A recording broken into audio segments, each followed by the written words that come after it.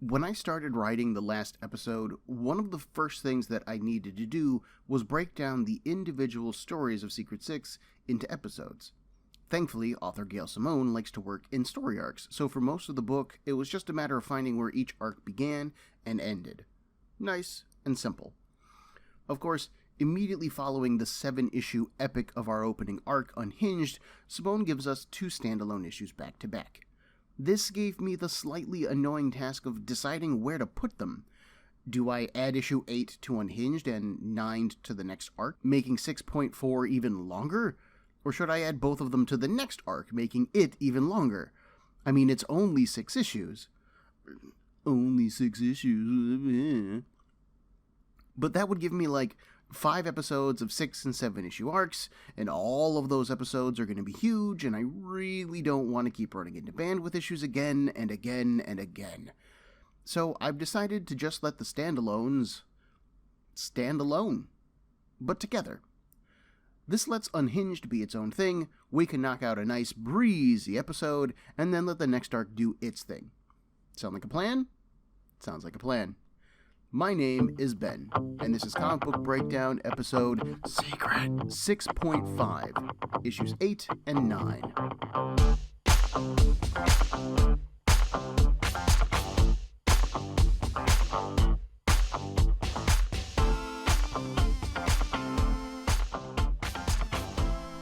Remember back in episode 6.2 where I explained that the lowlies worked at the House of Secrets as essentially butlers and slaves? Well, I thought that their presence would have gone away when Knockout did. R.I.P. Knockout, never forget! While it's never explicitly stated, the lowlies and Knockout both come from Apocalypse, so I figured that she brought them with her. Turns out that they're still around. A particularly loquacious lowly named Insignificus is Scandal's chauffeur, escorting her out on a shopping trip. The location box states that they were in Rutland, Vermont, which I only mention because I'm trying to figure out how the House of Secrets works. As a magical/cursed location, it's possible that it exists in multiple locations at once. My pet theory is that you can only get to the house if it wants you to, which is why characters like Cheshire, the Hatter, or any other revenge seekers don't ever come a callin' on the Six. In either case, I can now confirm that you can drive from the house to Rutland, Vermont. I'm gonna pin you down, house. So Scandal and Insignificus are shopping. Insignificus bowing and scraping and heaping praise upon Scandal all the while. Someone recognizes Scandal and calls out to her. When she turns, a tall, muscular redhead wraps her arms around her and kisses her. It takes a shocked Scandal a few panels to realize that this is Liana Kersner, the dancer that the Six hired to be Knockout. She's pretty bubbly and friendly, and while her positive tone feels a bit jarring for this book, Liana would be perfectly normal in any other circumstances. She's been thinking a lot about Scandal and how sad she seemed, so she's glad to see her again. Simone then bounces us back to the house. Oh, wait, yeah! Meeting Liana at the grocery store means that the access to the house must be local. No way did the Six hire a dancer, send her on her way, and then the magic house just let them bump into each other in Rutland again. Although it's not like the house is just a regular house either. Why couldn't a magic house work its magic to make one of its occupants happier? Okay, I'm thinking about this too hard. At the house, Deadshot is pleading with Catman to do a double date with him. Jeannette has made plans for them to go out, and it is not a request. But Loughton is afraid that she's going to take advantage of him, and so he wants a chaperone there. Ragdoll volunteers, but Loughton is trying not to have a night of freaky-deaky sex, so no thank you. Blake is the only man for the job. At the grocery store, Liana offers to take Scandal out sometime. Something to cheer her up, a little dinner and dancing. But Scandal's narration shows us that she's distracted. She's thinking about her birthday. Wow, okay, so it was her birthday. That's my bad. And when she saw Knockout.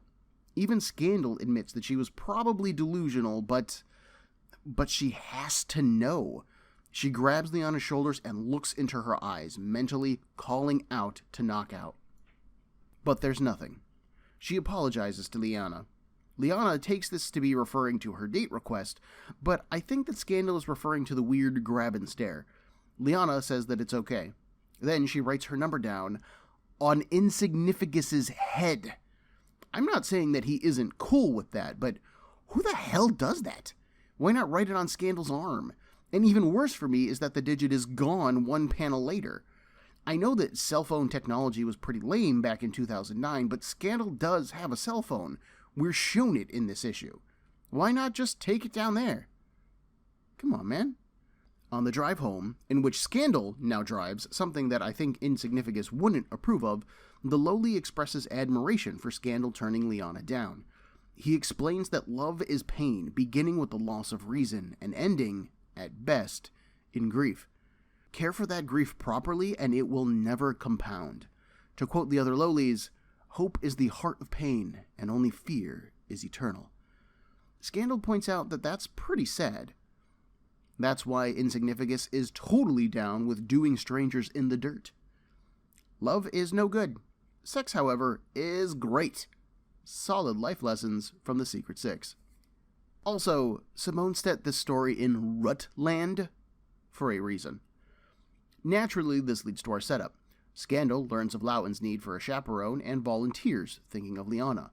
There are caveats, but I want to point out some nice details before we move on entirely. The first is that Scandal buys like a dozen eggs, a nice nod to Catman's penchant for making omelets. The second is a bit more nebulous. On their drive home, Scandal and Insignificus pass by a cemetery. Two of the tombstones read Segolin and Whalen. This was clearly a nod to something, but I had no idea what. So I googled the names together, and it turns out that Jim Segolin and Sean Whalen host a podcast about DC Comics called Raging Bullets. The podcast has been running since 2006, so this could definitely have been a nod to them. That's a freaking sweet shout-out, man. Good for those guys. My final observation is on Scandal's conversation with Insignificus. The lowly and Liana both point out Scandal's penchant for wallowing in her loss, almost enjoying her grief. Liana kind of takes it personally, but as I said, Insignificus approves of the basic decision. And I think that his approval is what's on Scandal's mind. She can look at him, wallowing in self-deprecation, and see herself. So she chooses to take this chance. Maybe she isn't or won't be in love with Liana, but not taking that chance means being in pain and sadness forever. Remember, Scandal might be immortal, so forever is quite the literal thing to her. On their drive into town for the date, Scandal forces a pact of no killing upon the trio, meaning herself, Jeannette, and Lawton. Liana thinks that they're joking, which is great, but all three of them agree to it. The only member of the six who doesn't is Ragdoll, who is hidden in the trunk. Don't ruin this for our lovely couples, doll, please. Also, the car drives past a sign that reads Birmingham. Now, that could mean Birmingham, Vermont, but I googled that crap and there isn't a city named Birmingham in Vermont.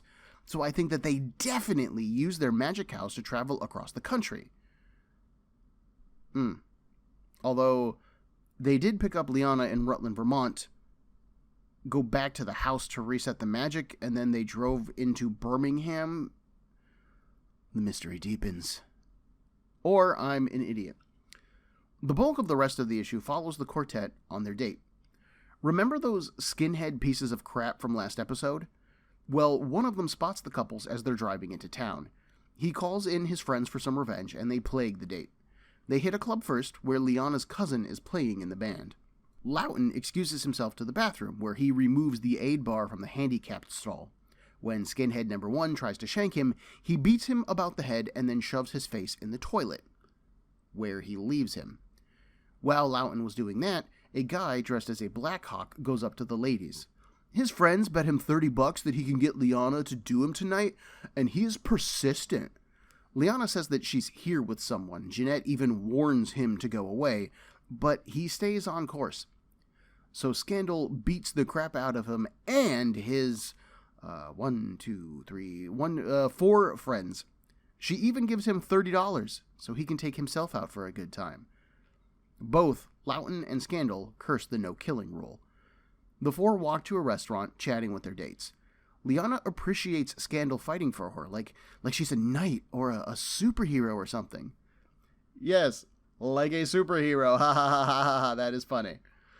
Scandal says that she's not quite right in her assessment. Meanwhile, Loughton and Jeannette discuss morality and killing.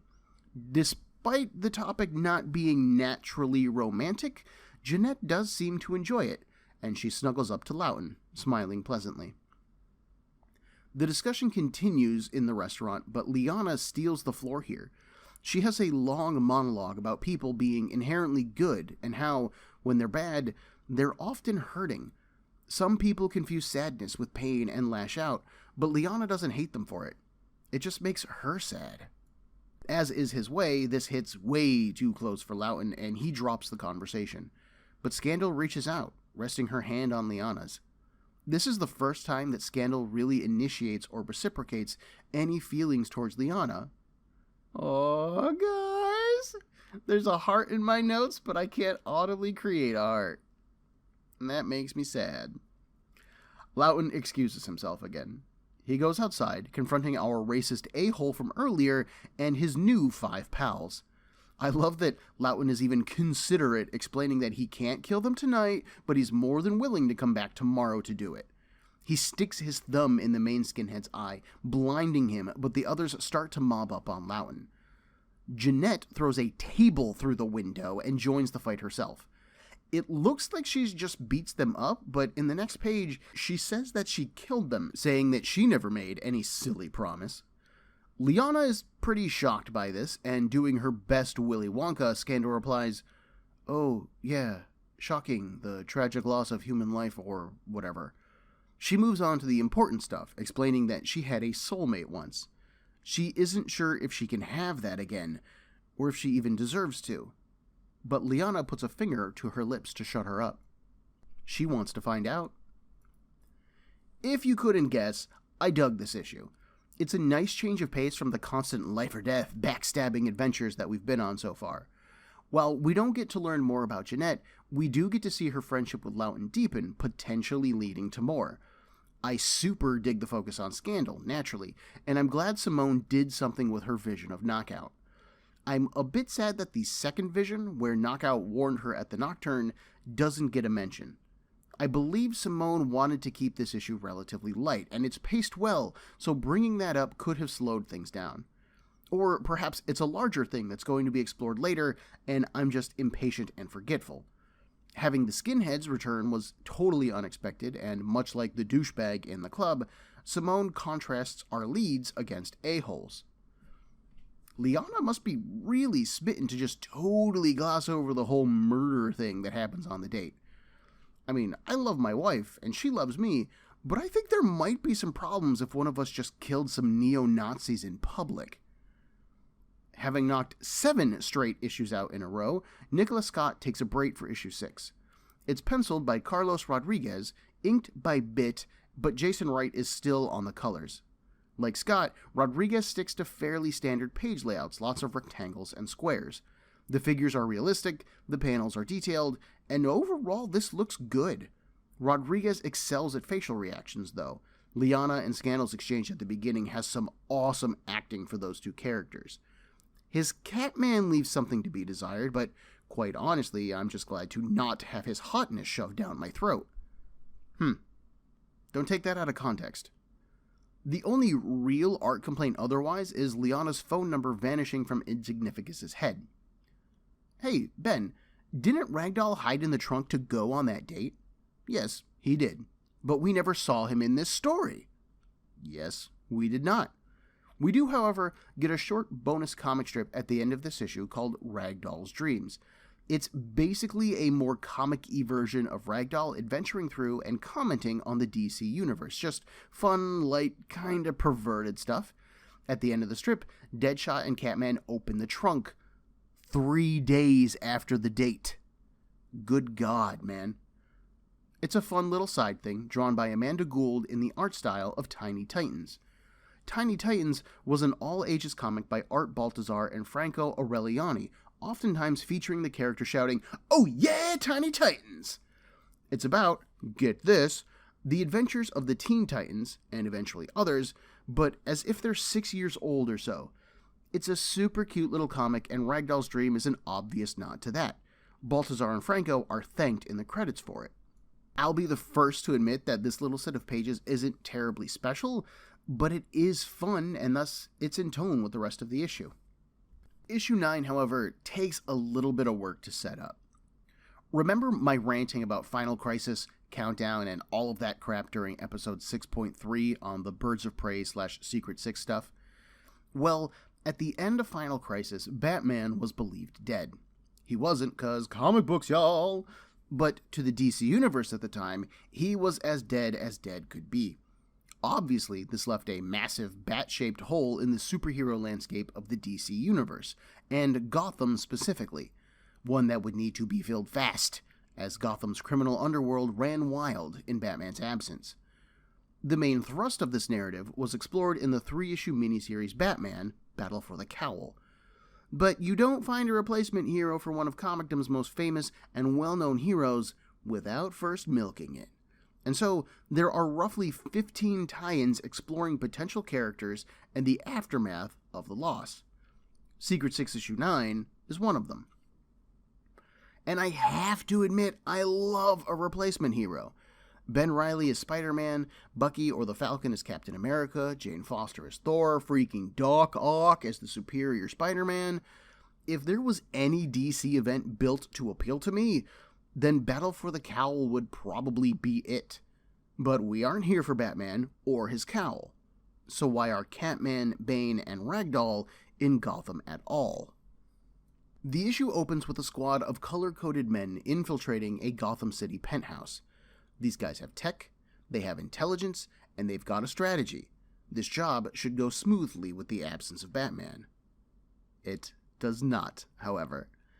As they move on their first target, a little blonde girl, Bane hefts one of the men overhead and cracks him over his knee. The squad leader calls for an immediate retreat, and Bane encourages it. With one hand, he twists the head of another kidnapper around. The survivors back into the room and fire through the door, hoping to kill Bane. Catman bursts through the window and takes 2 of them down quickly. The final kidnapper cold cocks the nanny and scoops up the girl, using her as a hostage. He is taking the kid. If they move, then he kills her. And he means it, heroes. Catman looks at Bane. Heroes? Does he mean us? Bane shrugs. The definition is pretty fluid, Bane suggests. He could mean them.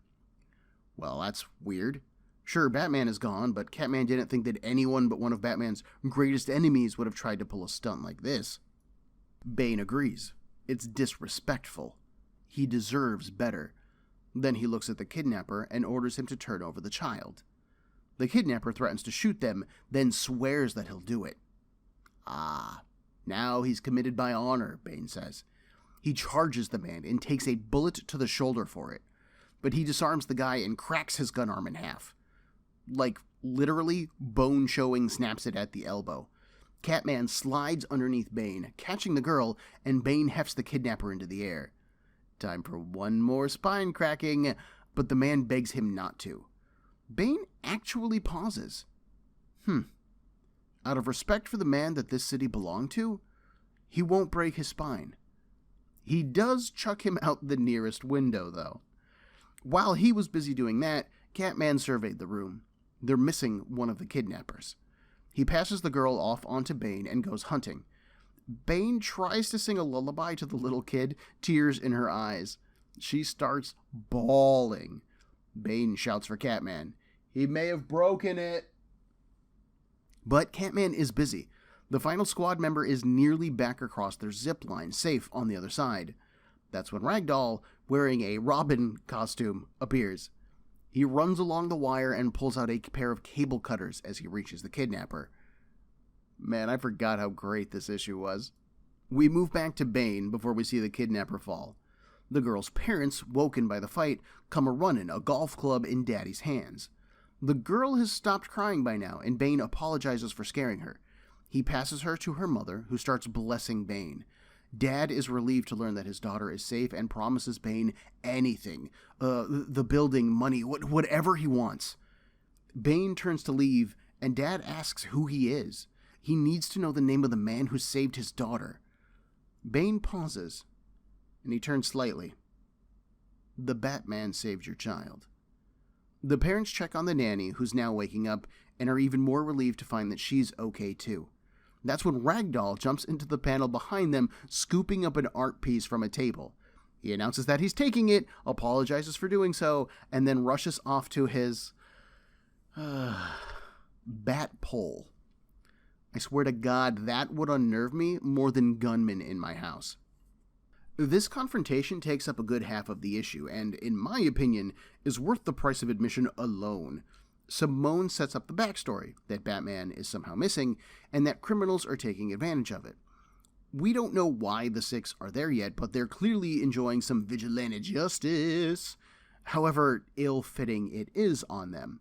They do manage to save the girl and prevent the deaths of any innocents, so they're doing well, kind of. But all three men maim and kill in a way that Batman would not approve of, their personal natures conflicting with their greater aspirations.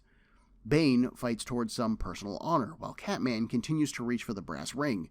He wants to be a hero, but ultimately is not.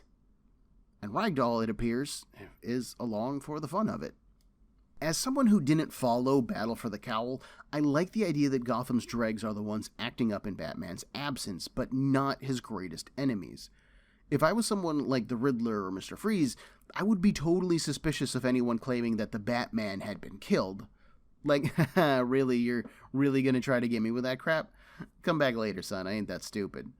But I could see some dudes who don't know better buying into that and then taking action. Simone shows us that they aren't idiots with their equipment, skills, and actions, but they're also dumb enough to take action in Gotham City. Even without Batman, this city has like 4 people running around defending it. The trio leaves the building, making their way down to the Catmobile. As they do, Catman points out that anything Ragdoll says sounds unsavory. This begins a running gag throughout the issue as Ragdoll shouts various phrases to his own disgust. Bane and Catman talk about the elephant in the room, the whole Batman thing. Someone needs to protect Gotham in his absence, and Catman was, thinking.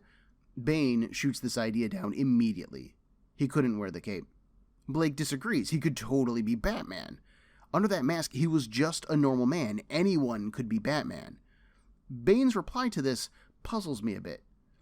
It's because you believe that it cannot be you who takes the cape. This could mean, literally, that Catman knows he isn't worthy of the role, however much he kind of idolizes it. Catman does respect the Bat, and he does long to be a hero, so I can see him wanting the role.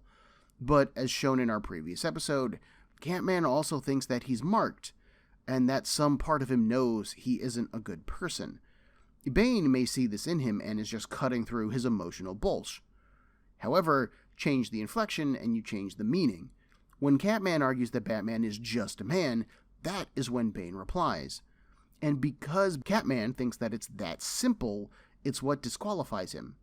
Not just anyone can be Batman. It takes a believer, someone who sees Batman as a symbol, not just a man in a batsuit. If Blake can't see that, then he isn't worthy of it. On their way to the next house, Ragdoll asks about what they're doing, and we finally get an explanation. They were hired to kidnap the children of capitalists, ransom them, and then make examples of them. Ragdoll points out how that isn't what they're doing, and then asks why are they not doing it. Catman thinks that either Bane doesn't like hurting children, remember, they are innocent in Bane's eyes, almost sacrosanct, or he has his own aims at being the Bat. The three assault the second group of color-coded kidnappers and, shockingly, win. This particular round is very brutal. Bane gets shot again, crushes a man's head with a statue, and he tears the heads off of 2 others to throw through a window. Catman points out how un-Batman-like this display is. Bane replies that he isn't here to replace the Bat. Almost hitting his point home for him is the kid that they just rescued. The boy tugs on Blake's cape and thanks Batman for saving him. Ragdoll is still laughing about this as they move on to their next, final target. The yacht that they're heading to is guarded, and I feel like Blake might be getting annoyed by all of this teasing, because he runs the Catmobile straight into the yacht. There's a brief scuffle in which Ragdoll gains custody of the child, leaving the others for his fellows. But before Bane can crush one, a voice commands him to stop. Nightwing orders them to back away. The whole mood changes as Batman's original sidekick enters the room. Doll, who had been gleefully holding the baby by one foot, demurely hands it over, stuttering as he tries to explain himself. Nightwing understands what they were trying to do, but he has more problems tonight than just them, so gently, he tells them that they need to leave. Blake's metaphorical back arches and he hisses. They came out here to help Junior out of respect for the Bat. And why should they listen to him? Catman doesn't even think that Nightwing could take all three of them. Nightwing doesn't even blink at this. If they aren't gone when he turns around, then they'll all find out if he can. That just pisses Catman off even more. He starts to tell the hero off, but Bane stops him. It's time to go. Catman argues that Nightwing doesn't have the right to boss them around. Gotham isn't his. It doesn't belong to anyone anymore. He isn't Batman. Bane begins to leave. Who else could be Batman? God help him. As the three leave, Blake rants a bit. They were out here saving kids, and one of these dictators shows up and spits on it. Like they aren't even fit to live. Like they can't have anything. No one said that they could do it. They just do it, and it's like the whole world is just cool with it. They kill a terrorist. Nightwing saves one from them. Who did the world more good at the end of the day? Bane says that the heroes define them because they allow it. Quote, "They are both our motivation and the architects of our descent," end quote. Which I think is super interesting, and we'll come back to that. We're almost done with the issue, so let's just wrap this up. Ragdoll tilts up his mask. He says that he can see the spark of greatness in either of these men, and if he may be so bold, thinks that either of them would make a fine Batman. As Catman breaks into a nearby car, hot-wiring them a new ride, he protests. He wasn't even thinking about that. Bane agrees, finding the idea absurd and insulting. Blake does manage to hotwire the car, and the three leave Gotham. Ragdoll practicing more unsavory lines. Obviously, this issue is a bit of a meditation on what exactly makes a hero or a villain. Our three leads are looked at as both throughout, even Bane pointing out how fluid the term hero can be. And, as she does so well, Simone puts the three up against an enemy that we have little sympathy for, people who would hurt children. And in that context, yeah, our boys look downright superheroic. But the second that Nightwing shows up, it's like a spotlight hitting roaches. And Nightwing doesn't even do anything. But when framed against the moral high ground that is someone like Nightwing or Batman, our leads suddenly look like kids who are playing pretend. Maybe they want to be Batman, but they are not. And this is exactly Bane's point at the very end, summing up the whole issue. Compared to real heroes, yes, they don't measure up. But without being compared to real heroes, then they would also just be normal criminals. They are their motivation and their doom. That's some pretty deep character study for a single issue tie-in to a whole nother event. For the uninitiated, Nightwing was the first Robin that Batman took in, his real name being Dick Grayson. At this point in continuity, Dick had been Nightwing for around 12 years, and, after the events of Battle for the Cowl, would go on to become Batman for a time. He totally has the feel of Batman in this appearance, too. Just slap a bat mask and a cape on him, and it would be impossible to tell the difference.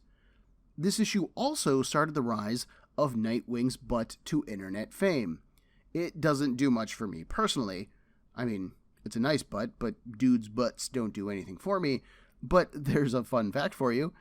If you're unfamiliar with Nightwing's butt as a thing, then do some Googling, dear listener. It's nothing explicit. Well, I don't know, maybe there is by now. It's the internet, so I'm sure there is. But it just became a gag in the comics where artists continue to glamorize Nightwing's butt. So that's like 3 times I typed the phrase Nightwing's butt. 4 now. How many times can I get it in here before the end of the episode? Nightwing's butt. No, at least 1 more. Both of these standalones are great, silly, dramatic character explorations. I like that Simone broke the cast into halves, literally Scandal, Deadshot, and Jeannette in one issue, then Catman, Bane, and Ragdoll in the second. This allows fans of a particular character to still get that itch scratched, but also gives everyone screen time and development. Simone continued to explore what actions are heroic versus which are villainous, so we stayed on theme, and the lighter tone is appreciated after the heavy race for your soul that was Unhinged. Our upcoming arc, Depths, is pretty dark as well, so these two issues make for a good palate cleanser. We haven't seen any mention of the Necron card, though it still lingers in the background, nor did we get to see any repercussions for Bane's usage of Venom on the Gotham Bridge. He seems to be doing pretty well in issue 9, so maybe his relapse wasn't that bad? Yeah, sure. Next week, we'll be diving into the Depths, a 5-issue arc from issues 10 to 14. The 6 take on a new job, but it's one that threatens to tear the team apart. Guest starring Wonder Woman. So if you're a fan of her, check this one out. I super dig this arc. This is like the arc of Secret 6 for me, so I can't wait to dig in and break it down. It has been a long time since I read it, and just, ooh, I'm ready to go. I'll see you guys in 2 weeks. Everyone, there are a million podcasts vying for your time and attention, and I'd like to thank you for listening to mine. If you would like to get in touch with me, to share a concern, request a series, compliment me, berate me, whatever you like, send me an email at cbbreakdown@gmail.com. Otherwise, thanks for listening.